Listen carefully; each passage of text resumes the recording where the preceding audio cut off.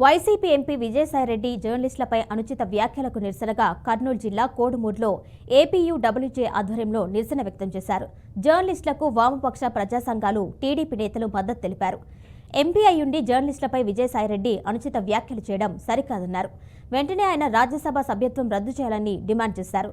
విజయసాయిరెడ్డి జర్నలిస్టులకు క్షమాపణ చెప్పాలని, లేకపోతే ఉద్యమాన్ని ఉధృతం చేస్తామని హెచ్చరించారు.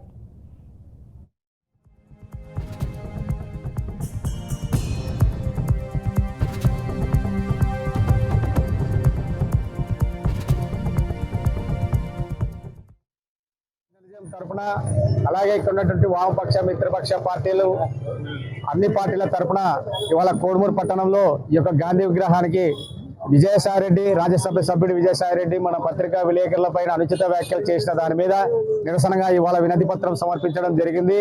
మేము ఒకటే చెప్తున్నాం, నిజంగా విజయసాయిరెడ్డి తప్పు చేయకపోతే DNA టెస్ట్ కి ఆయన ముందుకు రావాలా, మరి ఆయన నిజాయితీ ఏమో నిరూపించాలా.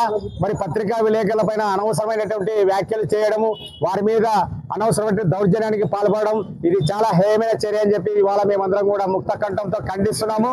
తక్షణమే ఆయన యొక్క రాజ్యసభ సభ్యుడికి రాజీనామా సభ్యత్వానికి రాజీనామా చేసి మరి తను నిజాయితీ పరుడైతే నిరూపించుకోవడానికి DNA టెస్ట్ కి సిద్ధంగా ఉండాలని చెప్పి కూడా తెలియజేస్తూ ఏపీడబ్ల్యూజే జర్నలిజం